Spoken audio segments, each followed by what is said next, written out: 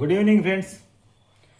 మనకి ఏదైనా సరే మన ఇష్ట ప్రకారం మనకు నచ్చినట్టుగా జీవించే దాంట్లో ఉండే తృప్తి ఇంక దేంట్లో ఉండదు. మన ఇష్టాన్ని మనకు నచ్చినట్టు జీవిస్తే మనం పుణ్యులు పోసుకొని తాగినా కూడా హాయిగా నిద్రపట్టిద్ది.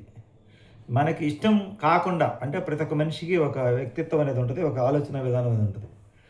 ఇప్పుడు మనం రోజువారీ పని చేసుకునే వాళ్ళు సాయంత్రానికి కూలి డబ్బులు తీసిపోయి భార్యాభర్తలు పిల్లలు హ్యాపీగా కింద సాపేసుకోమనుకుంటారు, ఆ పూటకి అప్పుడు తింటారు. వాళ్ళకి మీరు ఒక కొత్త హోటల్లో తీసిపోయి భోజనం పెట్టిస్తారంటే వాళ్ళకి భయంగా ఉంటుంది. ఎందుకు భయంగా ఉంటుందంటే వాళ్ళకి ఆ మనుషుల మధ్యలో ఆ క్లాస్గా ఉండే ఆ బల్లాల మధ్యలో కూర్చొని తినాలంటే వాళ్ళకి ఎంత ఇబ్బందిగా ఉంటుందంటే అంత ఇబ్బందిగా ఉంటుంది. వాళ్ళ రోడ్డు మీద నుంచొని ప్లాట్ఫారం మీద తినే తృప్తి, ఆనందం వాళ్ళకి ఇక్కడ పంచపక్ష పరిమాణాలు వడ్డించి పెట్టినా వాళ్ళకి ఇంట్రెస్ట్ ఉండదు. ఎందుకంటే వాళ్ళకి అది అలవాటు లేని విషయం, కొంచెం భయంగా బెరుగ్గా కూడా ఉంటుంది. ఆ ఒక్కరోజుతో ఆ హోటల్లో తిన్నంత మాత్రం రేపటి నుంచి మామూలుగా తినాలి కదా. వాళ్ళంతటా వాళ్ళు స్వేచ్ఛగా వదిలేస్తే వాళ్ళకి నచ్చిన కాడ ఎక్కడో ఒకసారి తింటారు. సంగటో లేకపోతే ఆ భోజనమైనా సంగటైనా వాళ్ళ భోజనం సంగటి తిని తృప్తిగా ఆ టమాటో సర్వ గోంగూర పచ్చడి వేసుకుని తినే దాంట్లో ఉండే తృప్తి వాళ్ళకి ఈ 5 స్టార్ హోటల్లో రెస్టారెంట్లో వాళ్ళకి కలిగించదు. ఎందుకంటే వాళ్ళకి ఆ జీవితంలో అది ఒక తృప్తిగా ఉంటుందన్నమాట. వాళ్ళకి అలవాటు అయింది కాబట్టి వాళ్ళు ఇలాంటి చాటుకు పోవడానికి ఇష్టపడరు. కాకపోతే చాలామంది ఏమంటారంటే మీకు మేము పెట్టిస్తే తినరా, మీకు ఇంత పొగురా అంటారు. కానీ వాళ్ళకి ఇష్టం ఉండదు. బలంతాన్ని తీసుకెళ్ళినా వాళ్ళ మనసులో తృప్తి ఉండదు. వీళ్ళు పెట్టించే వాళ్ళు అనుకుంటారంటే ఒక రోజుకైనా వీళ్ళకి 5 స్టార్ హోటల్లో పెట్టించి వీళ్ళ ముఖాలు ఆనందం చూడాలి, వీళ్ళ ముఖాల్లో చిరునవ్వు చూడాలి వీళ్ళు అనుకుంటారు. కానీ ఆ ఆనందం వాళ్ళకి రాదు. ఉదాహరణకి చాలా కాలం క్రితం ఒక నలుగురు వ్యక్తులు ఒక సంభాషణ జరిగిద్దనమాట. ఏం సంభాషణ అంటే ఒక అతనికి ఒక కంపెనీలో ఒక ప్రోడక్ట్ డీలర్షిప్ పోయిద్ది. పోతే మిగతా వాళ్ళు అందరూ అంటారు బాధపడుతుంటే బాధపడగాక తిరిగి మళ్ళీ వస్తుందిలే, ప్రయత్నం చేయండి మీకు వస్తుంది దేవుడి దయ వల్ల అని చెప్తారు. ఇంక రాదు నమ్మకం లేదంటే వాళ్ళలో ఒక వ్యక్తి అంటాడు గ్యారెంటీకి వస్తుంది, ఆ నవ్వుతో వస్తే మాకు పార్టీ ఇప్పిస్తావు ఊర్లో అంటారు. అంటే బిర్యానీ పార్టీ ఊర్లో అడుగుతారు. సరే కొన్ని రోజుల తర్వాత అతను వాళ్ళు ప్రయత్నం చేయంగా అదృష్టం చేస్తూ వాళ్ళకి పోయిన డీలర్షిప్ తిరిగి వస్తుంది రిక్వెస్ట్ చేసుకుంటే.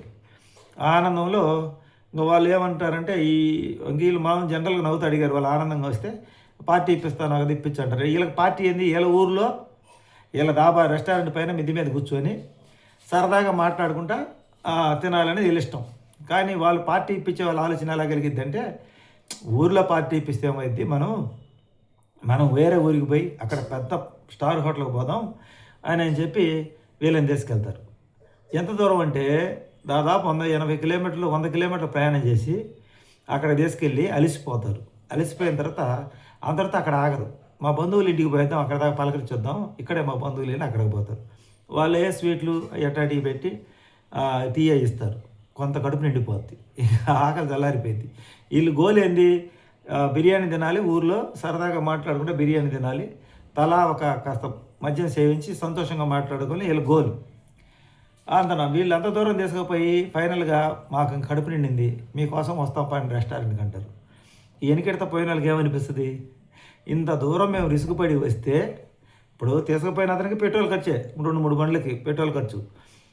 వీళ్ళు బంధువుల ఇంటికి తీసుకుపోయి బంధువుల ఇంటికాడ అతను ఫ్రీగా తిన్నాడు, వీళ్ళు తినలేరు కదా, వాళ్ళకి బిడియంగా ఉంటుంది కదా అని వీళ్ళు మనసులో బాధ కలిగి తర్వాత ఏం చేస్తారంటే సరే మాకు మిమ్మల్ని ఇక్కడ దాకా తీసుకొచ్చాం కాబట్టి రెస్టారెంట్ తీసుకుపోతాం, పోదాం పండి అని చెప్పి వెళ్తారు.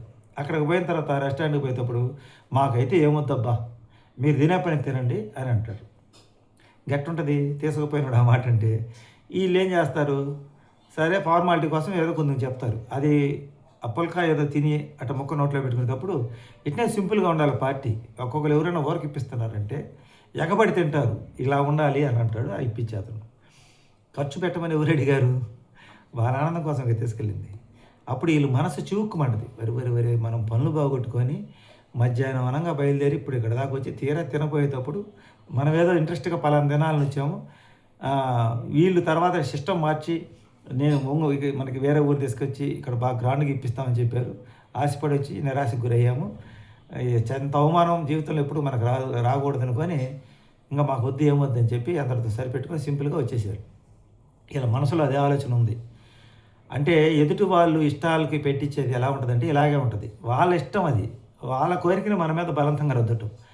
మనకు ఎలా ఉంటుంది ఇక్కడ, వీళ్ళు ఏమనుకుంటారు, ఇక్కడ ఊర్లో పోయి వాళ్ళకి నచ్చింది ఏదో ఆ దాబా రెస్టారెంట్ మీద పోయి పుల్కా తెచ్చుకొని ఏదో కాస్త వాళ్ళకి నచ్చే సరదాగా పుచ్చుకొని ఎంజాయ్ చేసే దాంట్లో ఉండే ఆనందము ఆ బండ్లకు పెట్టే పెట్రోల్ ఖర్చుకి ఇక్కడ ఊర్లో జబర్దస్త్గా అయితే పార్టీ 4-5కి వీళ్ళు వీళ్ళకి చెప్పిన ఆలోచన విధాన్ని వాళ్ళు డబ్బులు ఖర్చు పెట్టేది కాబట్టి ఎక్కడికో తీసుకుపోయి బండ్లకు పెట్రోల్ పంపించారు. వీళ్ళకి ఇప్పించాల్సింది ఇప్పించాలి. వాళ్ళ బంధువుల ఇంట్లో ఏదో స్వీట్ పెట్టించి ఒక టీ ఇప్పించారు. ఇక వాళ్ళ జీవితంలో ఇంక వీళ్ళతో మన జీవితాంతం ఎక్కడికి పోకూడదు అని మనసులో కలిగి రెండో వాళ్ళలో ఒక వ్యక్తి కోపం వచ్చి అతను వేరే మళ్ళీ ఒక సందర్భంలో అతను డబ్బులు బాగా వచ్చి ఏదో వ్యాపారంలో అది మనసులో పెట్టుకొని గ్రాండ్గా పార్టీ ఇప్పించాడు.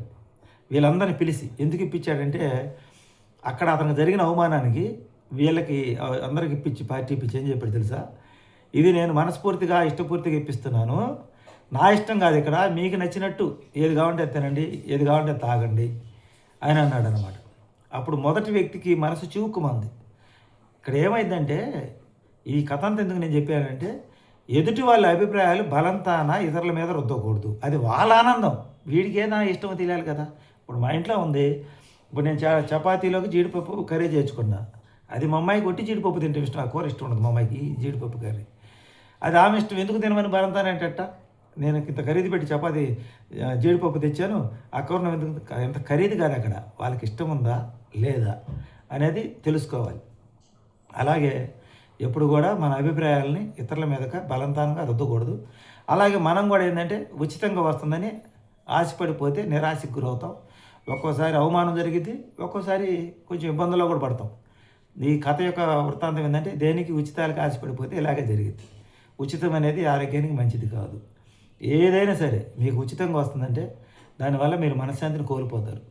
వాళ్ళ అభిప్రాయం నచ్చినట్టుగా మీరు నడుచుకోమంటారు మిమ్మల్ని. వాళ్ళు ఉచితంగా అందరితో ఇస్తారు, అందరితో ఆగరు. మేము వాళ్ళు ఇచ్చిన తర్వాత వాళ్ళకి మీ మీద ఒక అథారిటీ వస్తుంది. ఆ తర్వాత వాళ్ళ గ్రిప్లోకి మీరు వెళ్ళాలి, వాళ్ళు చెప్పినట్టుగా మీరు నడుచుకోవాలి. మీకు వాళ్ళు పెట్టించే బిర్యానీలో తృప్తి ఉండదు, మీరు తినే పచ్చడి మెతుకులో తృప్తి ఉండదు. ఎందుకంటే ఇది మీ కష్టార్జితం సంపాదించుకుంది. అది అంటారు కదా పెద్దవాళ్ళు, మెతుకుల కోసం పోతే బతుకులు పోయినారని. అందువల్ల ఉచితాల గురించి ఆలోచన చేసామంటే మన జీవితాలు డేంజర్లో పడిపోతాయి. ఎప్పుడు కూడా మన కష్టాన్ని, మన తెలివిని, మన బుద్ధి బలాన్ని మనల్ని మనం నమ్ముకోవాలి. ఆశించి పరిగెత్తద్దు, ఇబ్బంది పడద్దు. ఇది ఈ వీడియో యొక్క సందేశం. వీడియో నచ్చితే లైక్ చేయండి, సపోర్ట్ చేయండి, సబ్స్క్రైబ్ కూడా చేయండి. Thank you, by by.